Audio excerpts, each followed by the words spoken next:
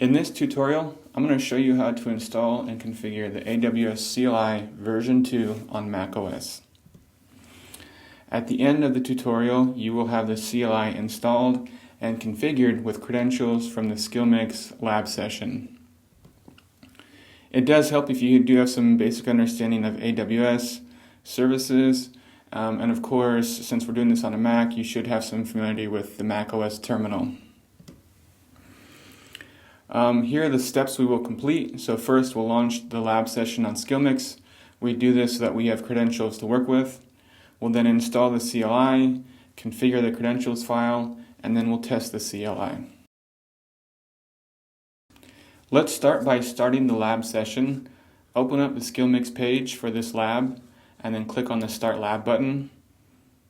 And now we just have to wait until the access key and secret key are available. I'm going to pause the video now and come back when they're ready. Now that the access key and secret key are ready, we can proceed. The next thing we'll do is install the CLI. So you can go out to the AWS documentation for the command line interface. And if you want to, do a little bit of reading about what it is and what it does. But we're mainly interested in the installation procedure here. So if you look under CLI version 2, you can see there's different platforms that you can install it for. We're going to go to the macOS one here. What you'll find on this page are there are two main ways to do the installation. The first one is by doing it via a package manager, and the second one is by doing it via the command line.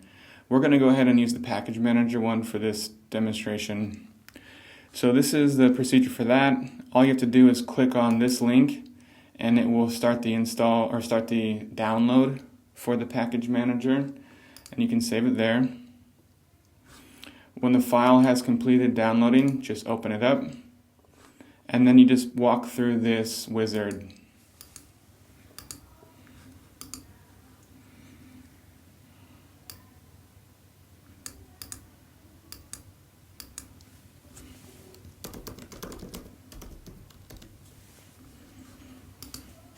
And then wait for it to complete, and you're good to go.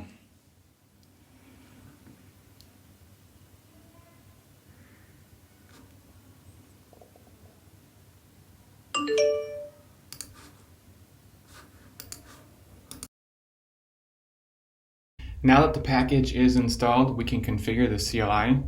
Go back over to the lab session page so that we can get the access key and the secret key, and open up your CLI. Okay, so we want to make sure we're in the user's root directory, so if you're not, please navigate there. And then we can simply issue the AWS configure command with one profile switch. And we want to call this profile SkillMix labs. So when we do that, we'll be prompted for several settings. The access key is the first one, so grab that here. And then we need the secret key. And then you can set a default region, so we're going to use US West 2, which is Oregon, and we're going to use JSON as the default output format. Great. Now let's take a look at that file. So the file gets put into this directory, the hidden AWS folder, and the file name is credentials. And you'll see here that we have the SkillMix Labs profile with our keys set up properly. Press escape, Q to get out, and everything is good to go now. The last thing we'll do is to test our profile, and we'll do that by creating a bucket on S3. I've already created the command, I'm just going to paste it in here. So this is the create bucket command, and there's several options. The first one is the bucket name. Bucket names on S3 do need to be unique, so if you do this, you have to choose a different name. We're going to put it in the US West 2 region, and this additional line helps us also make sure it gets uploaded to the US West 2.